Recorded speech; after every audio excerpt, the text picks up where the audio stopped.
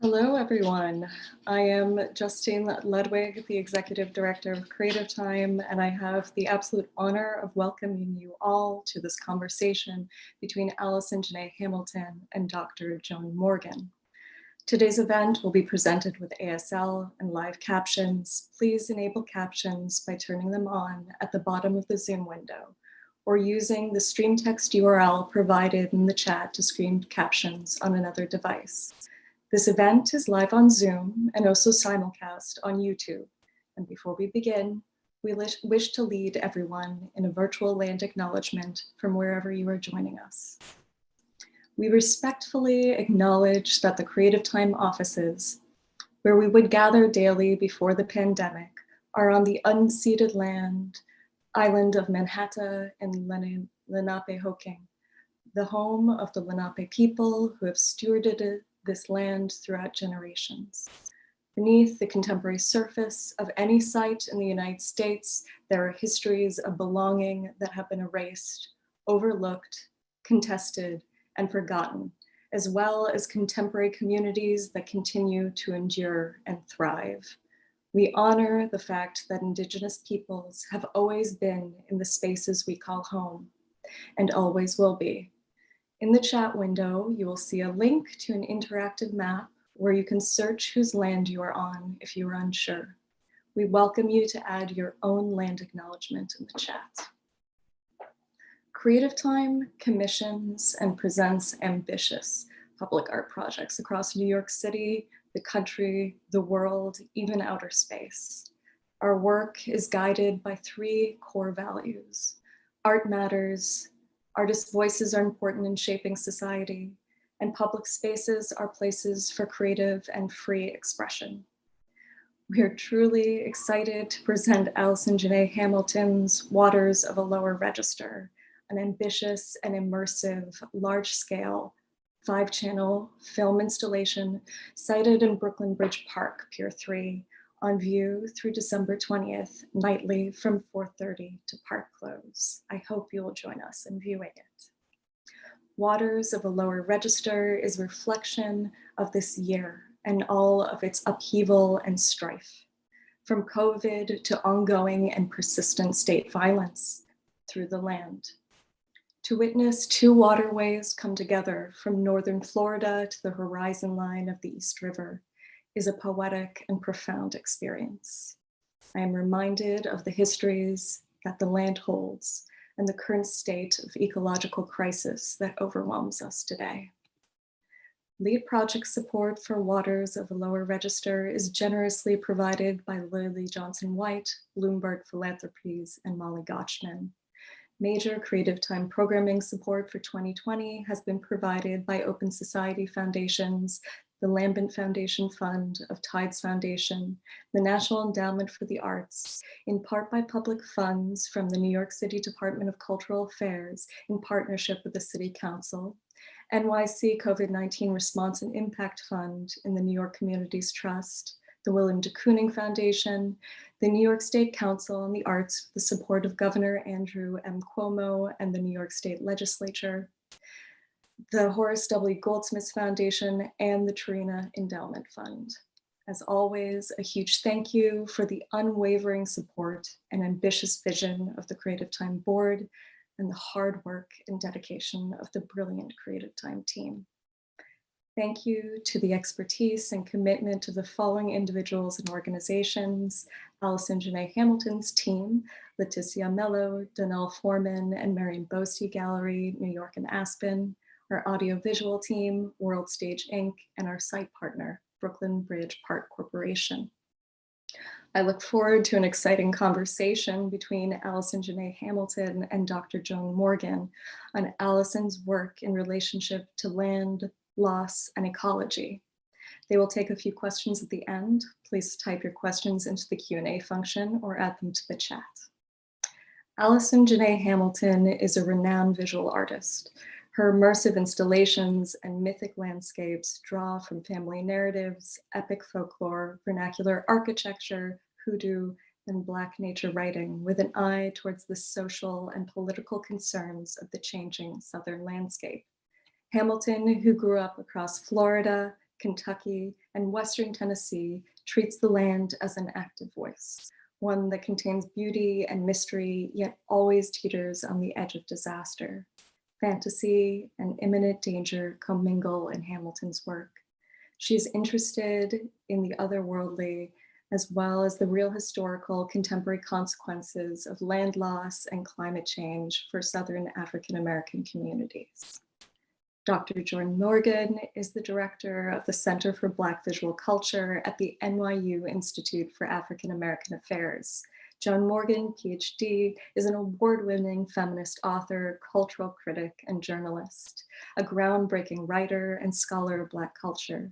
Morgan is the author of several award-winning books, including When Chicken Heads Come Home to Roost, a hip-hop feminist breaks it down from 1999, in which she coined the term hip-hop feminism, and She Begat This, 20 Years of the Miseducation of Lauryn Hill from 2018.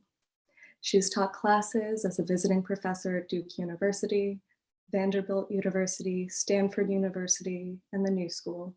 Morgan is currently the program director of the Center for Black Visual Culture at the NYU Institute of African American Affairs, which works to expand scholarship and criticism on global imagery focusing on and produced by Black people. Morgan received a BA from Wesleyan University in 1987 and a PhD in American Studies from New York University in 2020. She's the recipient of the 2015 Woodrow Wilson Women's Studies Dissertation Fellowship, the 2015 Penfield Fellowship, and the 2016 American Award. It is my absolute pleasure to hand it over to these two unbelievably brilliant individuals. Allison, Joan, thank you so much for being here. And Allison, without further ado, I hand it off to you. Okay. Hey, everybody. I'm so glad that y'all chose to spend part of your afternoon with us today. I'm really excited to share this new piece with you, and the Creative Time team and I thought that it might be a good idea to give a little bit of context to the work and share a little bit about kind of the thought process behind the work in general. So we're going to click through a few works. We're going to start by looking at some objects and photographs, and then we'll look at some video just so you can get a sense of the imagery that you'll see in the piece, Waters of a Lower Register. And again, I'm just really happy to be here with y'all. Hope that you're staying warm and cozy. Those of you who are in New York, we did postpone the official opening of the piece until today, just to make sure everyone was safe and all of that good stuff. So anyway, I will go ahead and begin sharing some work and just click through a few pieces. As you might know, if you follow the work, I look primarily at landscape as the way to understand our social world, our cultural world, our political landscape, and everything. It's kind of a long thought experiment as to see what would happen if we put landscape at the center of the way we understand ourselves and the way we understand all of the good, bad, and ugly that is happening in our history and through to the contemporary moment. So you'll see there's a lot of natural materials, feathers, and there's dirt, and there's branches and leaves, and just the very materials of the earth. I'm using those as my media to explore all these conceptual topics that we'll be getting into. So we can just click through a little bit. That's one example of kind of the masks that I do. Again, using these wooden flowers. You can just keep clicking through, Felice. Thank you. Yeah, you can keep going. These masks were, some of y'all might remember from a presentation I did a couple years ago at Mass MoCA. And I started working with the fencing masks a while ago, just thinking about soldiers who would go off and fight in these, American wars and come back, especially to the rural South, and be treated the same or worse when they got back home after fighting for the country. And so I began to use that as a motif. And there are different things that repeat throughout the work. You'll see the masks, you'll see certain natural materials that are used kind of as totems.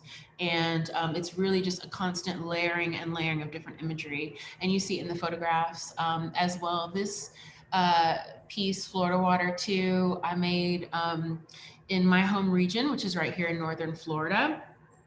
I live in New York City, but I've been here for the last few months. And this was in the Wakulla River, which is this area of northern Florida. It's called the Big Bend or the Red Hills. And where I'm sitting right now, it's about a 15-minute drive from the Georgia border. So we're way up at the top of the state, kind of this narrow inlet between the coast and the Georgia border. And so in the work, you know, there's constantly these characters, and they are sort of apparition-like. They're almost like haints or ghosts. So they're often masked, or they're kind of fleeting. They're swimming, they're running, and they're kind of these caretakers or custodians over the landscape. And they kind of have their different habits and their different kind of ways that they repeat and different things. So it's a lot of kind of layered narratives in the work, and it's really like an ecosystem that are or kind of a world building again, thought experiment centering the landscape. And you'll see it again in these three girls in the sable palm forest. This was shot also down in Wakulla County in this area that we have called the Cathedral of Palms. And it's just this forest of palm trees. You can keep going. And so some of the materials that you see in the images, again, they start to repeat in the objects. These kind of star motifs. I began thinking a lot about the turpentining industry here in North Florida. And I read this quote from a turpentine worker that said, you know, we work from cant to cant, which is can't see in the morning till can't see at night. So basically you're working beyond the daylight hours, and the only moments that you might have had downtime in this kind of violent de facto slavery system was under the cover of the night sky. And so I began making these constellations out of these kind of plus sign like, but I think of them as stars. You can continue. And these yard signs, you know, using the vernacular kind of language of the yard art, the Southern yard, as another kind of medium. And so you'll see different things that I kind of pick up visually just from my surroundings again, and people make these installations in their gardens and yards. And I'll use just any materials of the land. These are an Ouroboros alligator that I made after the dragon or the serpent that eats its own tail, but here bringing in the kind of animal from this landscape, I'm using the gator, which we have in abundance down here. I'm always thinking about climate change. Climate change is not a neutral episode or a neutral kind of forthcoming or foreboding situation. It's really something that impacts everyone disproportionately. And so I'm looking at, in this piece that I did at Storm King Art Center, I was looking at the history of hurricanes in this country and just thinking about what will happen as these hurricanes continue to get more and more intense, continue to become more and more frequent, and thinking about the legacy of which communities are always on the wrong side of that levee, and which communities are the last to get kind of cleaned up in an oil spill or are getting that toxic runoff from the factories that are also vulnerable with these increasing storms. And those often are folks of color, Black folks, Indigenous folks, and rural folks, farmers, et cetera, who are usually getting the brunt of these economic or these environmental disasters that then become social, economic disasters as well. This piece that I did is called Wasissa. It's right now on view at Tank Shanghai in China. And it's a piece done again in this area in Wasissa, Florida, on the Wasissa River. And we have these interconnected rivers, and they're bisected by this slave canal. And so, you know, when you look at the piece, you just think you're looking at this landscape, this swirling landscape, but really you're looking at a really poignant history of this place. And, you know, the slave canal was created to bring cotton from Georgia, again, cutting through this narrow area where I am right now to cut through to the Gulf of Mexico. So, and we'd also just had a hurricane super late into the season. And again, just thinking about the connections between land, labor, climate, and all these things that are butting up against each other all at once and really illuminating what's happening in our contemporary landscape, not just in the past, but really what's happening now in my home region. So we can continue. This is an installation shot from a piece called Florida Land, and eventually we'll show you a little bit of a clip from that. But I was thinking about Florida Land as using kind of, again, this place as a jumping off point for, you know, taking the viewer through this world that is kind of mystical, but also tethered to reality, using very real histories and very real storylines and catapulting the viewer into this sort of mythical, fictive world, but where all that can be thought through and all that kind of condenses down in this swirling landscape altogether. And so you're really getting the emotional, kind of affective feeling and resonance of all these very layered historical concepts and issues, and the way that they kind of continue again until today. And so you kind of get all that image kind of coming at you at once visually. And that's also what I hope to do in the piece that's debuting today, Waters of Allure Register. So I think now we're going to look at a little bit of video. This is a bit of Waters. So it's a 5-channel film installation. And so this is just some of the imagery.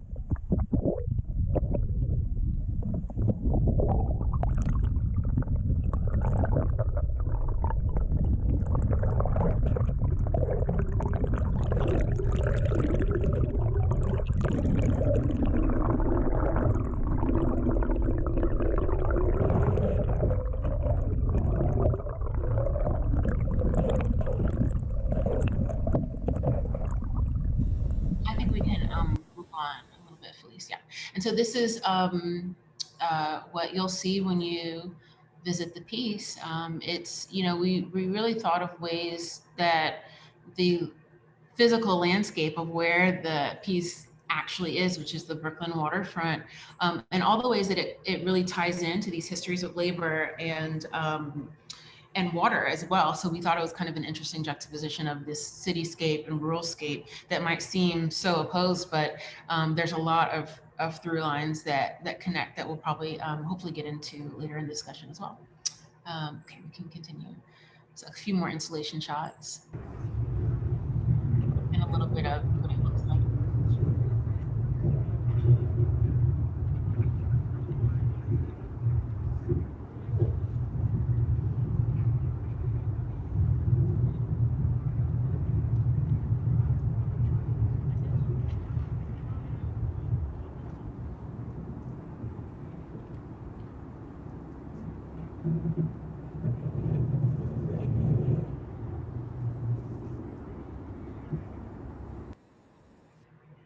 Thank you. I think there's just a couple more. And this is Florida.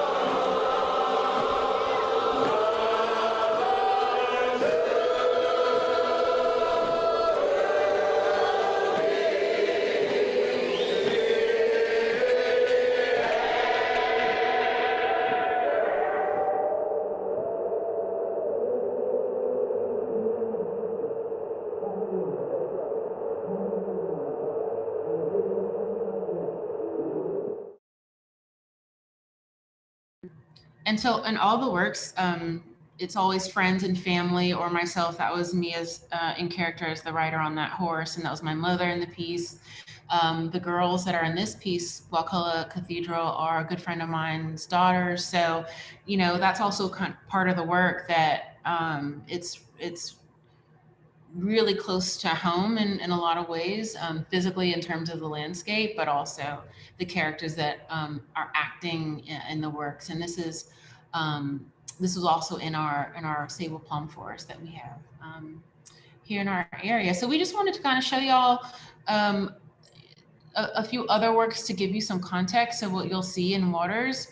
All of the pieces are meant to not really be seen necessarily from beginning to end, but to give the feeling that you've maybe been dropped down in the middle of a storyline, that maybe something horrible or terrific or just exceptional has either just happened or might be about to happen. And so these works kind of bring in a lot of the overall feeling, in addition to the concepts that we hope that you'll find tonight or this weekend if you go to see the piece. So thank you for letting me share a little bit of the work in general. And I'm really excited to talk to my good friend, Joan Morgan, today. So is it time to, I think, begin the conversation? Someone says yes. Okay. Welcome, Joan. Hi, Joan. Hey.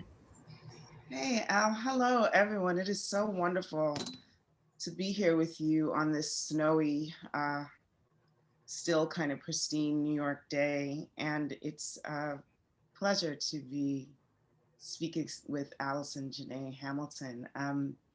So just to confess, Al and I have deep, at this point, decade-long roots. We were part of the same grad school cohort at NYU, and so we have watched each other's work really develop and change drastically in many ways for a long time. And so Al, that complicates things, right? Because things that seem fairly simple to other people, for me, are actually far more complicated when they come, when it comes to you. So this is a perfectly sane question from Creative Time, and I'm going to ask you to complicate it because I think it's much broader than what might appear to the eye. And it's a very simple question. How did you arrive at waters of a lower register? So I want you to answer that in the obvious way, and then I really want to take it back to your kind of commitment and ongoing fascination, advocacy for the rural South and how you connect it to like a global South. Mm-hmm. Yeah, I mean, well, I guess the first layer of that, you know, Creative Time invited me to put together a work that really had some resonance or spoke towards this particular year. Which, I mean, what can we say about 2020? And so I decided, you know, I was sitting there trying to figure out, well, what am I going to do? And, you know, I'm making work, you know, I'm an artist. So, you know, we take in our surroundings, we take in the world, we think through it, we process it, we digest it, and then we make an artwork. But it's a really interesting thing to try to do that while you're also personally in it. You know, I mean, I'm in 2020 like all of y'all are, and it's been a really, I mean, it's been a rough year for all of us, right? And so I'm like, how, you know, usually when I make works, I'm planning out, okay, costumes. I'm asking, hey, mom, will you be in this, you know, work with me? Or, you know, asking friends, are they going to be it? I'm thinking about location, and there's a lot of planning ahead of time. Or even when I'm making objects, right? It's like, okay, I'm ordering my materials. I'm using my left part of my brain, right? I'm thinking through it. But it felt different. I mean, it was in the middle of the summer when I was approached to do this work, and it just felt like it needed a different approach. And I just chose to go more emotionally with it. And I just chose to, again, you know, I'm always looking at landscape. That's always what I do. But I just chose to lead in a more kind of heart-centered way, or a more just allowing myself to kind of have a more emotional experiment. And so I went out and like I always do, I gather and kind of collect these images from my area. And I happened to be here because I chose to spend the quarantine and the pandemic down here with my family. So I was actually here for longer than I thought. I'm never here during the summertime, so that was also different. And so I just kind of decided to kind of give myself over to it in a way that I usually, it's just a usually different process. And so I just kind of started looking at the images as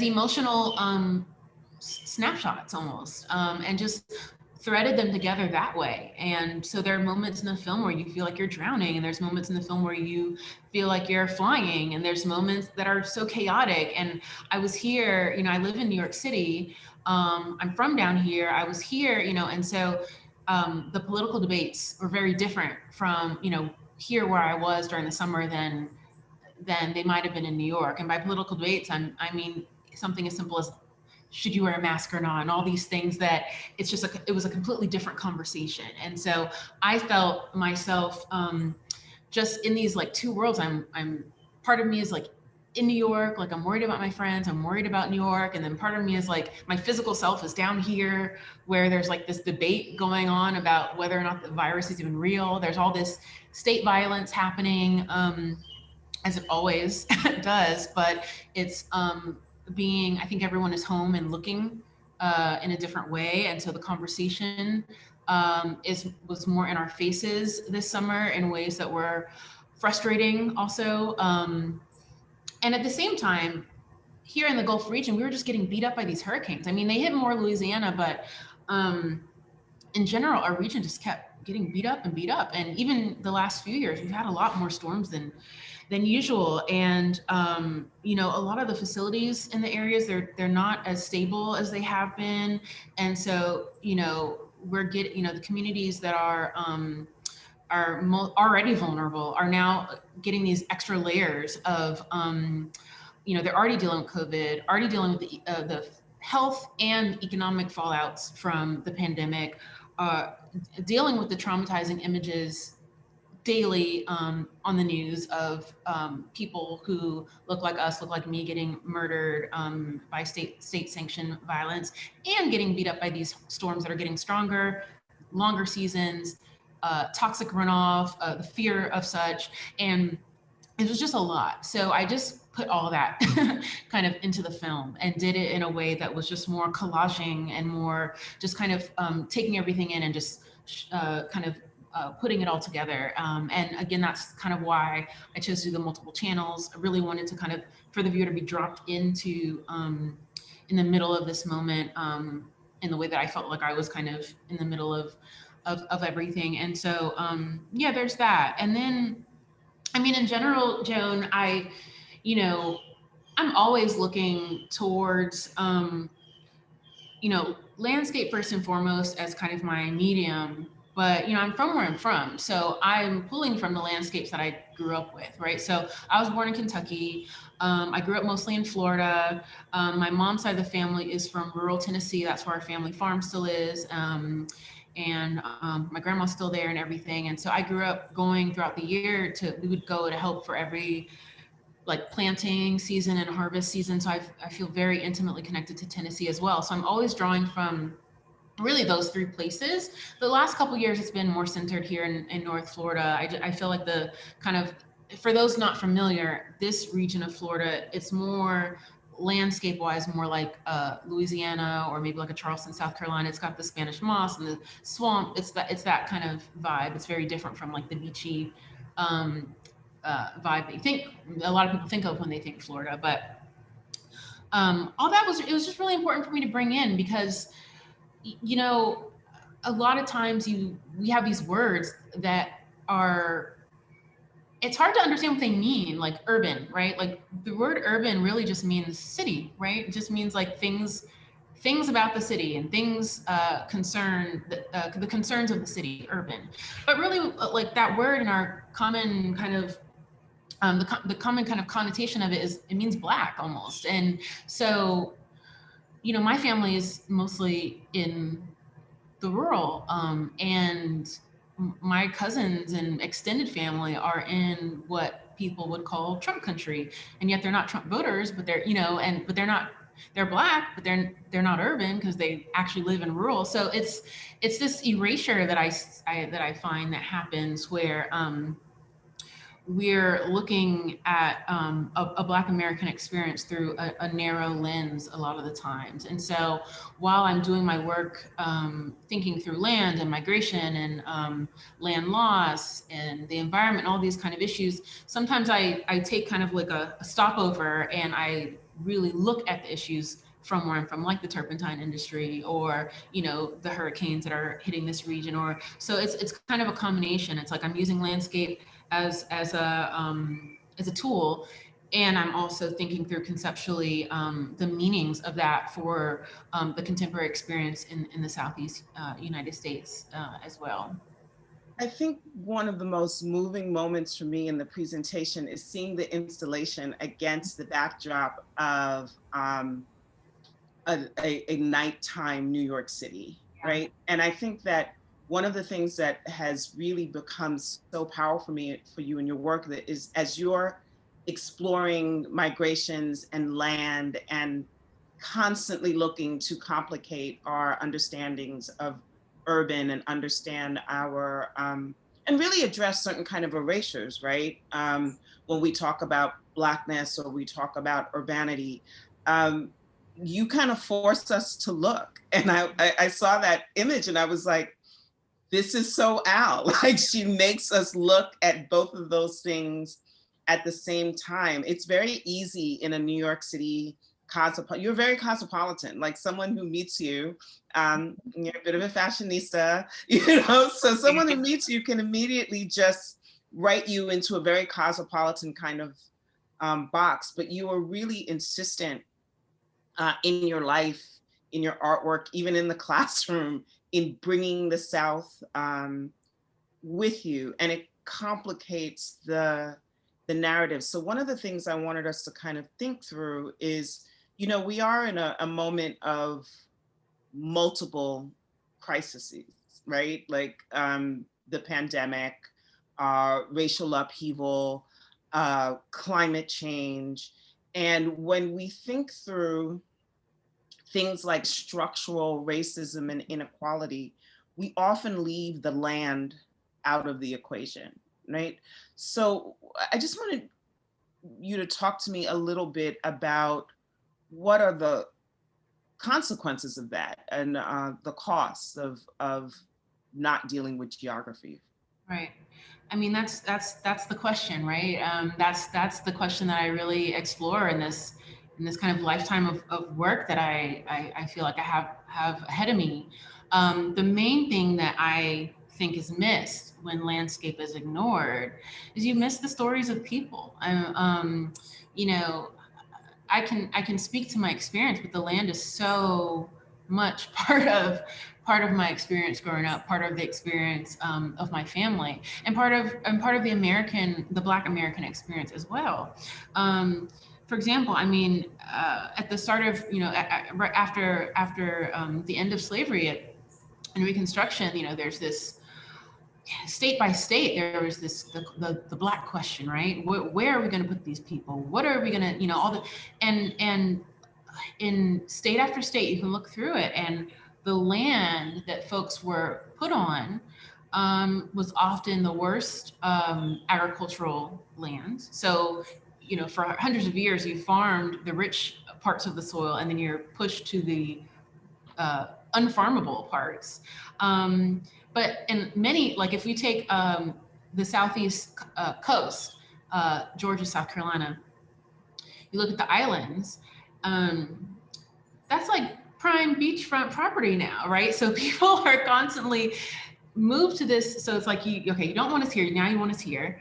And, but now you want to be here because now so now you move us here. And so in an urban context, we talk about what? Gentrification, right? We are very familiar. We are very intimately aware of what's happening. New York City is a perfect example, right? We all know we have the ability to literally look, over time at just the same picture of the same block and see how it changes. Well, there's a counterpart to that down here, and that it's called, it's called St. Simon's. It's called, it's called parts of the Louisiana coast. It's called Alligator Point and all these areas in places in my area. And so you just see this history of these shifts and these migrations and these forced migrations, economic forced migrations. And so, I'm again, like putting the city right there with this landscape, to me, it's kind of it brings the two together in conversation and shows how these crises or they're just in communication, but they're happening different points, but they're part of the same experience. They're part of the same longer story. For me, it's incredibly significant that this piece is in Brooklyn, when we're talking about gentrification. Right. I can tell you that area used to be someplace where you really didn't hang out at all. And this idea, particularly not just, the racial implications of gentrification, but artists often move into spaces that are considered undesirable and make them into something. And we are also the first ones who are pushed out when someone else has discovered that it's desirable. And we've, that a coffee shop, that coffee can sell there, and so can organic produce. Right. On those lines, can you talk to me about the significance of this as a public art piece for you? Like what does a public art installation allow for you? Well, a few things. I mean, I think the scale of it allows the viewer to drop themselves right in. I think there's something about being able to view an image and you see a figure swimming through the water, and the figure is relatively similar in size to you, and so there's something about that I think implicates the viewer in some ways, builds a relationship between the viewer and the piece in other ways. And I hope it also, particularly in this year, offers a mirror in a way to, again, some of the just kind of psychological and emotional space of the year. So I just think that, the scale of it. I think the other thing about the public presence of it, exactly what you said about just the cityscape, being able to be right there in connection to this more rural scape. So I think those would be the top two things, and also just the ability to kind of walk up to it. You might hear it first and like, what is that, and not really know what it is. Some of the sounds, when they're detached from the images, it's a complete abstraction of what you otherwise might understand it to be. And I think that I'll kind of offer something and leans into the kind of the chaos of the year as well. You and I have spoken about the nation's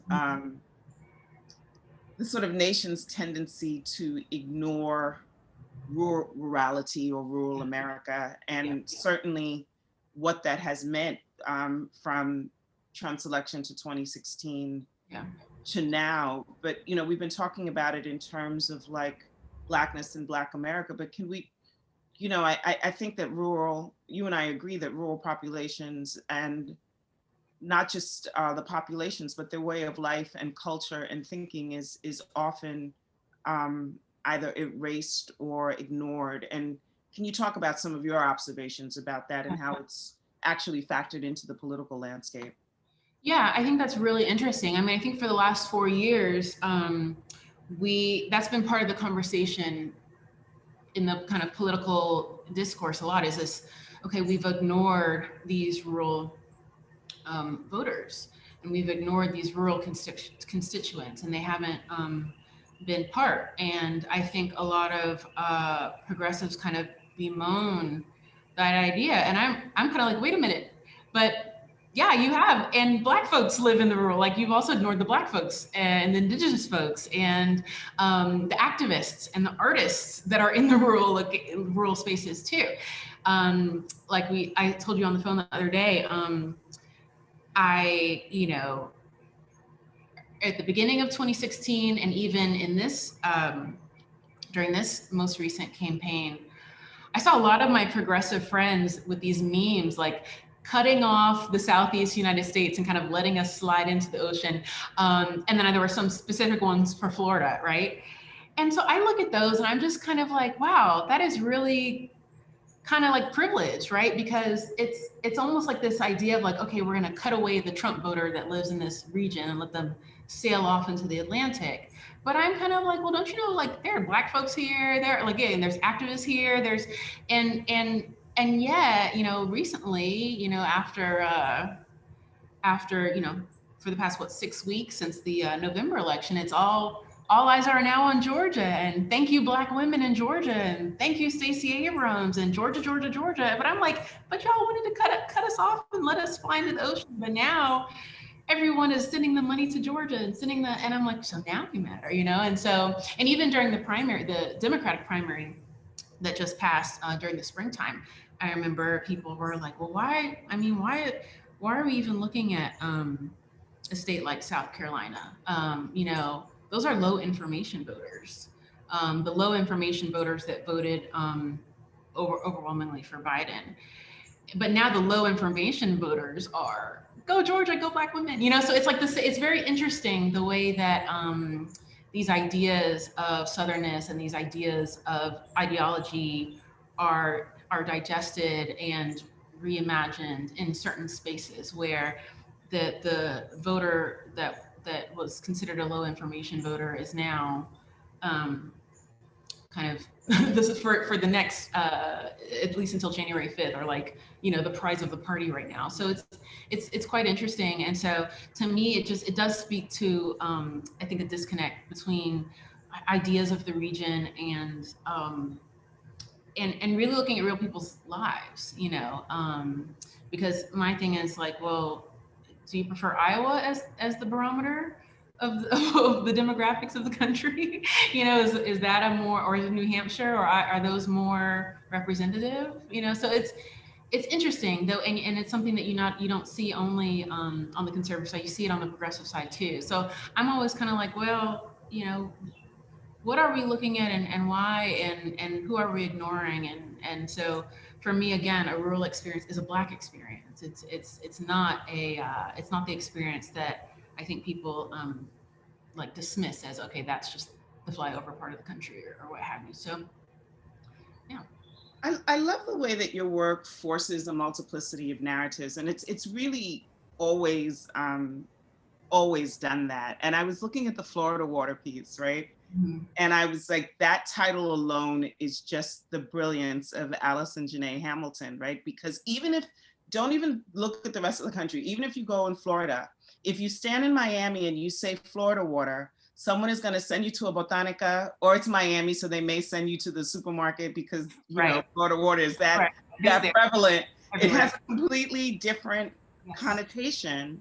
And then again, maybe not, because Florida water is used in ceremony. It's used as a cleanser. It's used as a purifier. It's used to draw the sweet things in and repel the negative things out.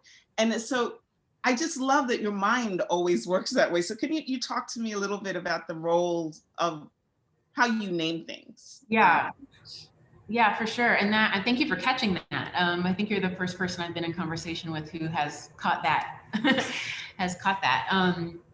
Yeah, I mean, to me, you know, I'm looking from a very, you know, Southern Black American experience, or at least mine. But I'm connecting to the diaspora. And, you know, hoodoo is like the cousin of Santeria, Mukumi, and voodoo and all these systems. And yet it's, I don't know, when it comes to the American experience, it's almost like people think like, oh, Black Americans, we just left everything on the other side of the ocean, but everyone else in the Caribbean and South America retained, but we just, I don't know, somehow because we're American, we left. Not diaspora. Yeah, and it's like, no, right, like we're not part of the diaspora, exactly. And so, but the way I grew up and like the things that my aunts and my grandmother and my kind of these ways of being that I know were passed down through my lineage, it's completely connected. The things that you have to do at New Year's and things you have to do, do this. And if you ever go to if you go to a Black church, like I grew up in the Black Baptist church, so people are falling out and in trance and all that. And I'm like, you think that's not like Church of England stuff. That's like, there's a surplus. Yeah. There's like a surplus that's beyond like straight Christianity. And I'm like, well, where do y'all think that comes from? That's trance. That links to voodoo and that links to everything else. So why do, it's like, I'm growing up as a little kid watching people like dancing at funerals and passing out and dancing.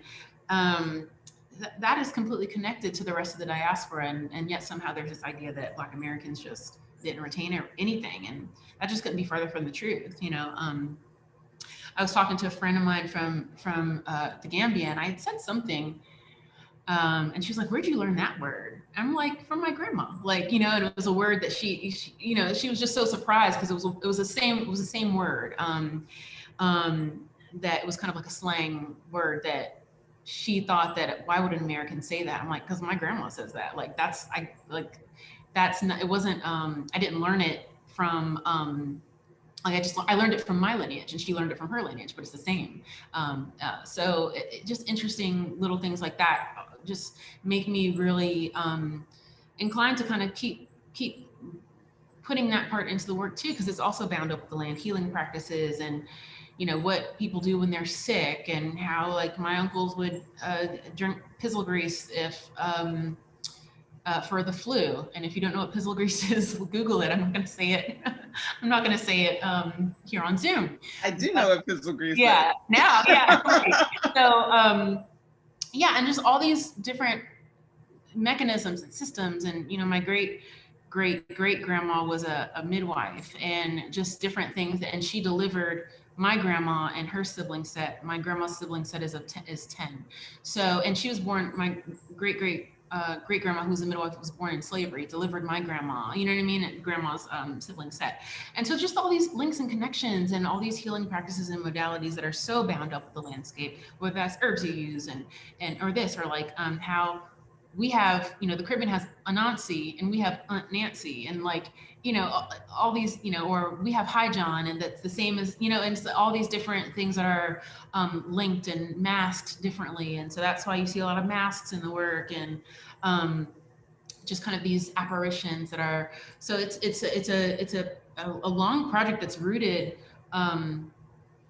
it's rooted in the places where I know. I don't know any other places. So I'm looking at landscape. There's not really another landscape that I can look at with intimacy, and so I'm looking at where I'm from, but it's gonna be connected to the rest of the diaspora. That's just the story of Black folks. That's just the nature of how we're connected, whether you're in Brazil or Jamaica or Kentucky or or on the continent, right?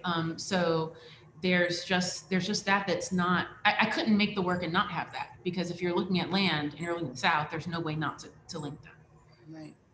Al, I think for me as, a practitioner of a traditional West African based religion, and where land is so important, right? Like there's a real problem with urbanization and gentrification. If I can't access a river or I can't get freely to the ocean, it actually really impedes my ability to pray and do the things that I need to do. But I've also I think that COVID has brought that into sharper relief in many ways. I think about the mass exodus from, by the elites in the city from their houses out in the Hamptons, or everyone's kind of gone to their crib in upstate New York to get closer to the land, right? People are moving to the suburbs to have more space, to have more land, to have an outdoor space. And again, spaces that were seen as maybe alternative or less desirable are now maximally desired again, because COVID in an urban context literally shuts us all up in our homes. Are you worried? Do you have like concerns about the way that land might become far more prized? And are you thinking through that in your work? In some ways, yeah. I mean, I think this would be the beginning of that, you know. I think in some ways, yeah. I mean, because it's to an extent that is the history of land in this country and many places throughout the world. And so I think this is one more experience, although it was on a different scale that we haven't seen before. I am curious what's going to happen. I mean, there are certain places like where my mom's side of the family lives, y'all can't find it. Like there's like nobody's going there because you can't. Yeah, but some places, yeah, I'm curious as to if there's going to how that, you know, like we were talking about gentrification earlier, like how is that going to be sped up, or is that going to be what's happening, what's going to happen with that? And I think only time will tell. I am curious about that. You do see there seems to be an interest in that. This like the slow living movement. It seems like it's kind of like things that are catching on, or like it's interesting. Like a lot of things that like my grandma, she's 90, lives on our farm still, and she'll go out and she'll get like she called me one day and she told me that she got me some poke salad. It's basically a weed. And I was like, you know, they would call that foraging today, you know. Now they have a name, they have like a name for that. My grandma was like, what's foraging? I just went down to the road and got you some poke salad, you know. So it's I think there are these things that are almost like cute, like there's like this like a cute way to, and so I'm curious as to how that's gonna we'll see, you know, because often, you know, people who have the means can do, you see a lot of that happening in Texas. I think a lot of people are going out and buying these ranches and so there's something interesting there and a bit worrying there too about people who have the means to come in and change completely gentrify, but the rural version of gentrify. Right, this idea of having a space to escape to and cultivate regardless of what you actually have on it. The land has become so prized. I feel that way about I mean, you know this, I'm born in the mountains in Jamaica, right? At my grandmother's house. My great grandmother was a midwife.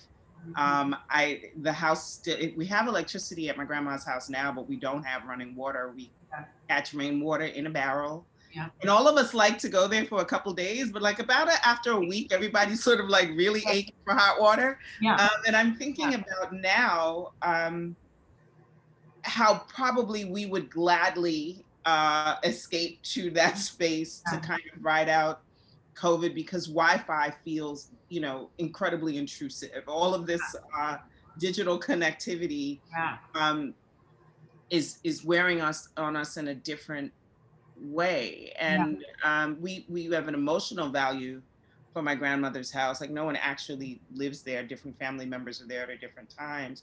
But now it's become a different kind of valuable in the way that we think about it. On that note, I really have to bring it back to your piece because it's rooted in water. Yeah. And I think someone recently told me that water is about to be traded on the market as a private commodity, you know, and your piece really conveys such a sense of water and freedom. So what are you thinking about water these days? So much. Yeah, so much. I mean, we just had that here. I mean, the folks here just beat back Nestle, and Nestle was trying to come in our area, but at least for now, they've been held off. But yeah, I mean, it's just everything. It's again going back to the spiritual. It's cleansing. You can also drown in it. It's terrifying. If you can get caught up in it, and suddenly things change. And what was once a peaceful moment now is a dangerous moment. There's so much to water that is mercurial and inconsistent and uncontrollable. And yet it's also a source of peace. It's also a source of spirituality and ritual. It's also bound up with climate. It's also something that everyone doesn't have access to equally. It's such a metaphor for so many parts of life and past and present that I always keep coming back to it. You know, I always keep coming back to the power and presence of water as part of the landscape. And especially, again, coming from where I'm from, I mean, this is swamp country. So we have the Blackwater lakes, we have the swamps, we have the bayous in my home region. And so there's a murkiness and a depth and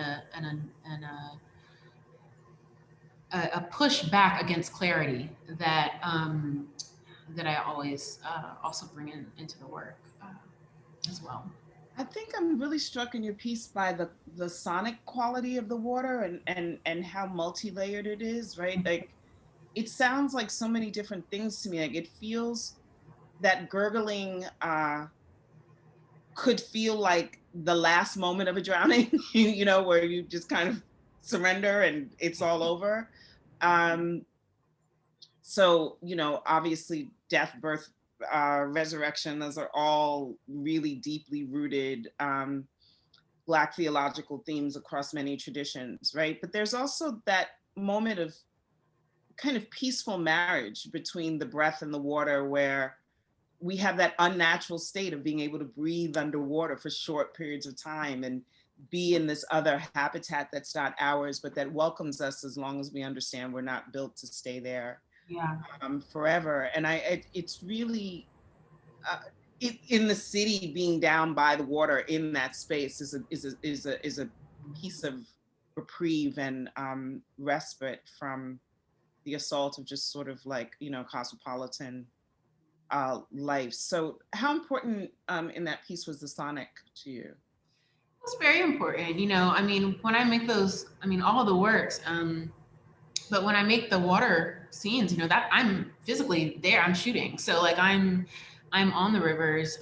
You see in waters of low register, there are manatees that go by the camera. I mean, they were literally, I mean, they almost knocked me off of my boat. You know, I'm actually there. Or like if you see, you know, when I was swimming in the water, like Al and the manatees. Yeah, I'd gone out there with my friend Harry, and like a teenage alligator had just hopped in the water, and I'm like, okay, I'm like, you know, we have to get this shot now because if not, Mama's gonna be coming in like the next few minutes. So you know, the baby was far away enough, and so I just jumped in there and we just did it and got it done. So I feel a precariousness. I mean, I've been here, you know, around long enough that I know, you know, safety wise, there are certain things that you do and don't do, but there's also like it's in the camera, like literally the sounds, if they're quicker or slower, it's literally because something bumped my boat and the camera went this way, and you know, so some of that is like actually being out there. And there are moments of little ruptures or little things that I could have edited out, but I left them in there because I think they helped along this, like their jumps are like irregularities that are because of just something that actually happened when I was actually shooting. Like, but I chose to leave those things in and not edit them out because to me, it kind of contributed to the rhythm of the piece. It's the artwork being a little bit, there's a precariousness to it where you don't really know if you are drowning or coasting or what. And I think the sound helps that destabilizing effort. And again, when you walk up to it and you haven't seen the images yet, and you've only heard the sound, you don't know what's going on. I mean, it sounds kind of like a monster or something, you know, if your brain hasn't then connected the image yet. So, and it's interesting to see it, you know, without the sound too. I mean, it's interesting. So I might do something with those same images and leave the sound out and see what happens there. But it's definitely, it's all part of it. It's all kind of part of this abstraction that I tried to keep in the work. So selfishly, on my ever-growing list of things I really want Al to do, I want Anna Wintour when we are actually not confined to remote life with next Met Gala, to have climate change as her theme. And I want Rihanna to wear a dress designed by Allison Janae Hamilton, because I don't want you to let your fashion stuff go at all. And I I want you to start directing Black women fantasy pieces. You're giving me And some I want you to jobs. direct an episode of Queen Sugar. So those are the things that I want for you. Okay, well, So everyone on this tell call. me what you want for you. Yeah, I'm in for all of it. Yeah, that part of my history is a little known to most people on this call. Probably we'll have to do something about. I think I'm getting a text from Dia that it might be. Is it Q&A? Oh no, 5 more minutes. might be good. But yeah, I'm down for all those jobs. I'm down for all those. Oh, they just said that the Q&A is open, but Okay. you don't necessarily need to break yet, I don't think. Oh, this is a really good question. It's interesting to think about your work, Al, in the context of storytelling. And this person is interested in hearing how you would define storytelling. What is a story? Well, I think it's perspective. You know, I think the story is perspective, and I think the story is power. And so, so far, throughout history, our stories have privileged certain perspectives. So, I mean, for me, storytelling it's a personal way to disrupt an existing narrative. And that's kind of how I view it. But it can be many, many things to many, many people. But I think to ignore the way that power plays a part into story would I think that's something we have to keep in mind, right? That power and that dynamic of who gets to tell the story, whose story is seen as important. That's a huge part of it. There's another question from our audience. How do you account for both the extraction of natural resources in rural areas and cultural extraction, similar to urban gentrification in your work? And given how often the dominant discourse separates these two forms of extraction, what has worked for you to bridge the gap? Ooh, that is a good question. That is really interesting. The two types of extraction, yeah. I mean, like physical, natural resources, and also like a cultural kind of appropriative type of extraction. Some of which we were kind of talking about a little bit with this kind of what may be on the horizon in the aftermath of COVID and people with means moving different places. And I mean, it is linked. I mean, I think for me, I just kind of focus small. Like I focus kind of on just what I know.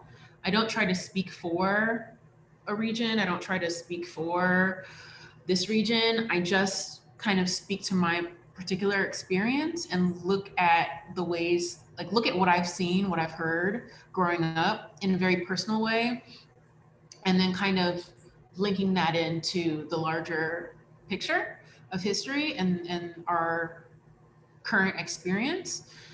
So I mean, for me, I do that in the ways that I've seen, I think that's something that you go on and on and on about. But yeah, for me, I kind of put that in the work. There's some irony in the work that if you look closely, you might see, and there's some pops of humor that kind of pop up in the work that I think speaks a little bit towards that. My grandma had told me this story about a previous farm that they had, which I never knew. I thought that the farm that we have now was the farm that they were born on, but like only like maybe 3 or 4 years ago, my grandma was like, "Oh no, we were born down at a different farm, and we moved here later." I'm like, "Well, what happened?" And long story short, they lost that farm, and there's a history of Black folks being moved off of their land, and this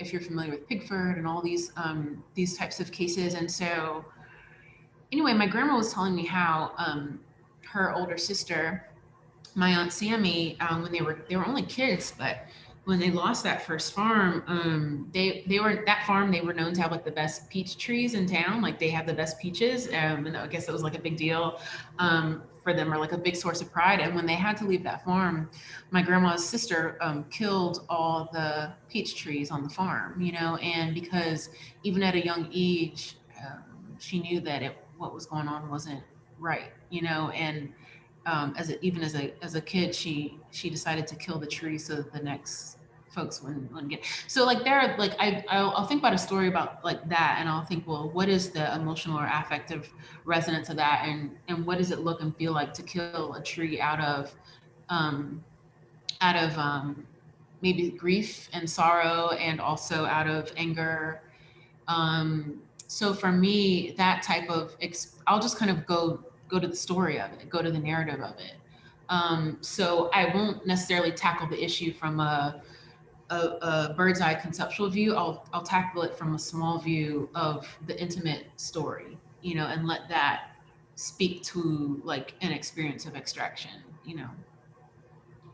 You know, that question about storytelling makes me think of the loss of our Black female literary greats like Gloria Naylor and Toni Morrison, whose work really was deeply rooted and staked in kind of telling these intimate, rural, Southern stories and migration, starting, you know, what we might think of as city subjects, starting tracing their migration stories really from the South, um, to how they sort of landed in the city, and often through this lens of magic and the fantastic. And it's been really interesting for me to see how your early exploration of the fantastic, in grad school, which is, you know, in pop culture in many spaces. So it's big, it's Yeah. loud, it's multicolored, it's high heel boots and spandex and a lot of other like really great things,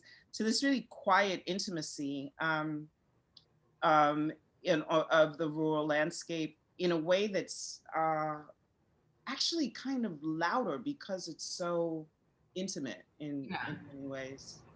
It's been super, super cool. Yeah. Are there any, this is another audience questions, are there any rural art collectives in the US that are working through similar issues that we should know about or that you want to talk about or lift up? Mhm. Collectives. I don't know any particular collectives. I mean, I know a lot of, I have this idea in my head. I have so many Florida artists that I am such fans of, and I think there's just a common conversation. I have, like, I would just love to do a show um, all Floridian artists. There are interesting movements going on, though. There's like this kind of, you know, the bitter Southerner kind of camp of literary folks. There's some interesting kind of pockets of creativity that's happening in really interesting spaces. Um, I don't know specifically of any collectives. I'm sure they're there, but I have been really keenly aware of an overall kind of movement that are institutionalized, like the Word of South Festival, Literary Festival, or there's all these kind of circuits that have been popping up, I think, within the last maybe decade or so, and that have really been ramping up, I would say, within the last like half decade. So I think there's a lot more to come. I think there's really some interesting and important work happening visually, musically as well. I think there's an interesting uh, sonic and musical movement building that's happening as well, and kind of like uh, taking back this idea of what Southern music or country music even means. And so, yeah, there's a lot happening. I don't know of any like specific um, collectives, but if y'all do, please like tell me, tell me, because I think it's yeah, there's some fascinating stuff happening. Yeah, I find that whole like hip hop and pop turn to country music, like rappers, like completely um, fascinating, right? Yeah. Like I'm Jamaican, so most people who are Jamaican of a certain generation know that like their parents probably listen to country music. Like country music is played. My father was a huge Johnny Cash Okay. fan, and part of it is just because of what you had access to on the radio waves, bootleg radio waves that were coming over. I think that's why reggae music has such a country, a Southern country influence in it. Um, but I think it's the storytelling. I think it's the ability of the structure of a country and Western song to really lead you through these like narratives in a way that we don't often allow for pop music. Hmm.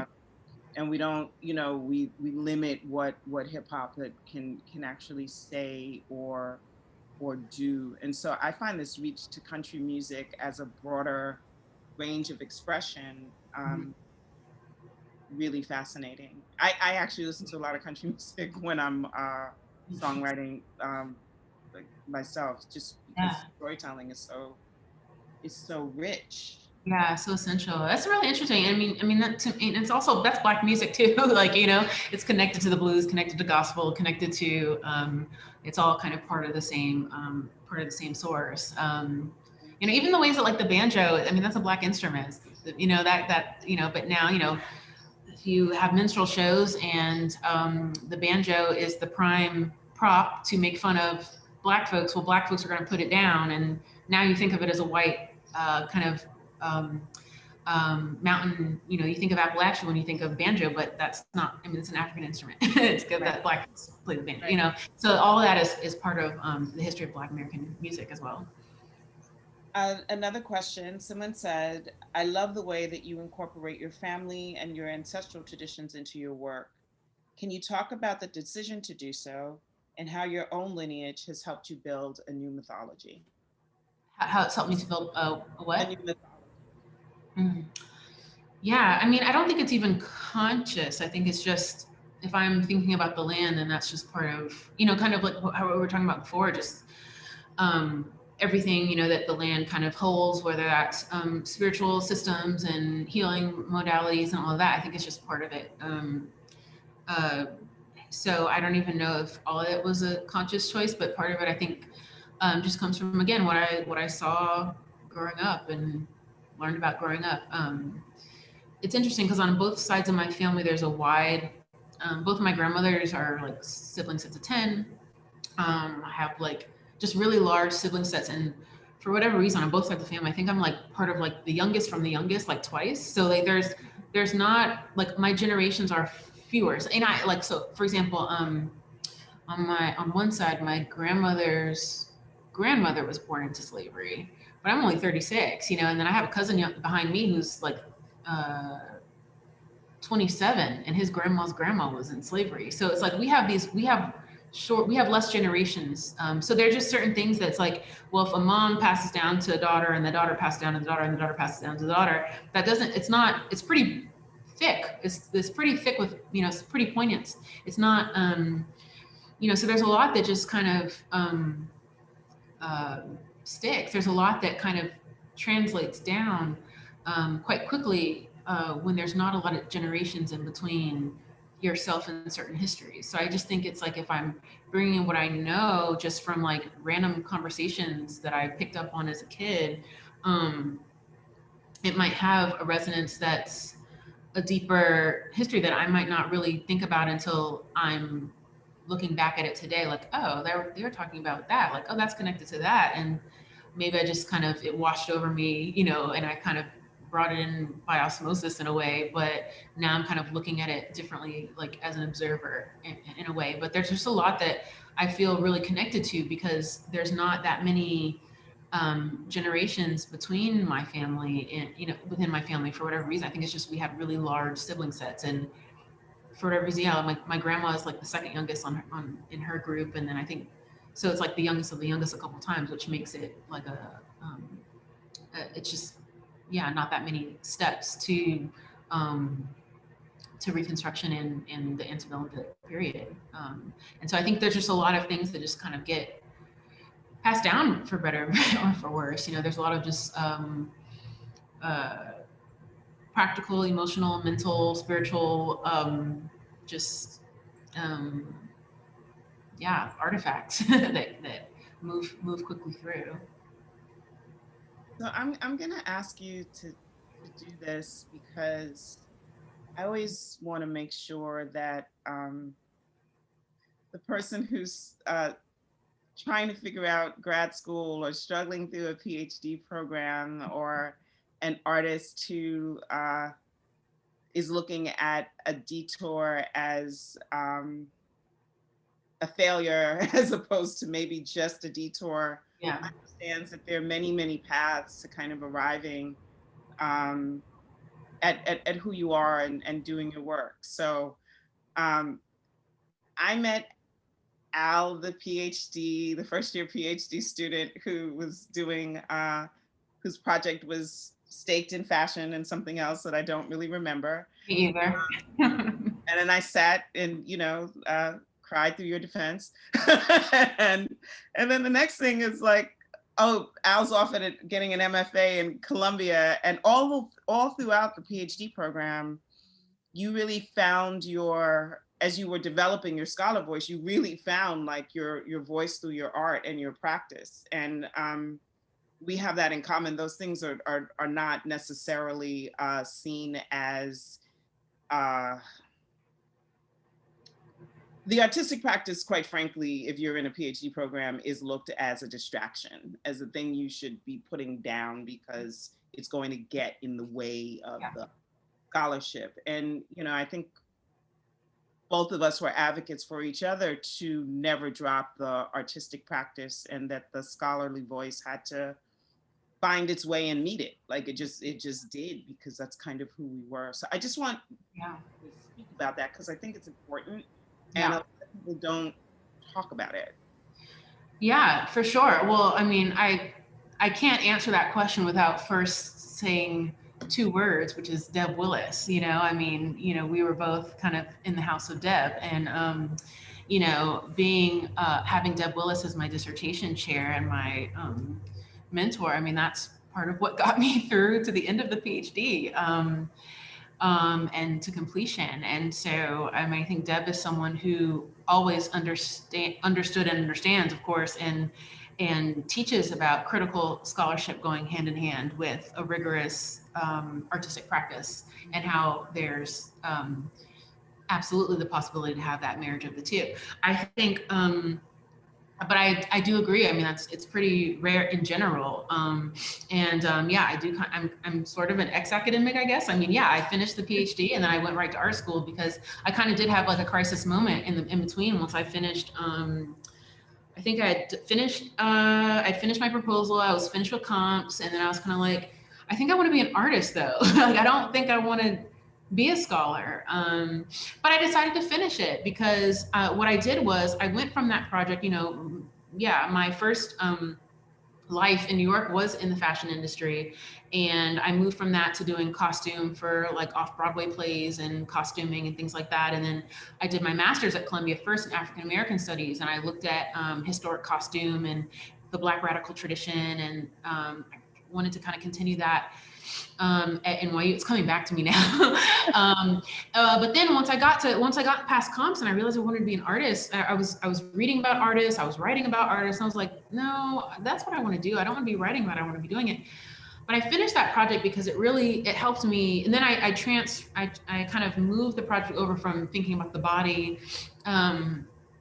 to just this embodied experience of performance and visual culture, and the marvelous and the fantastic and the fabulous all within that, as this kind of Black eccentric kind of radicality that's an embodied kind of experience. And that all helped my artwork. I mean, that doing that dissertation, I called it Black Marvelous. That was the beginning of my art practice. That was the beginning of the conceptual underpinnings that undergird the work that I'm doing now visually. And so I'm still grateful for that experience. But yeah, I got to that moment. I was like, should I leave the PhD program? Should I go to art school? Should I drop it all? So, like, what should I do?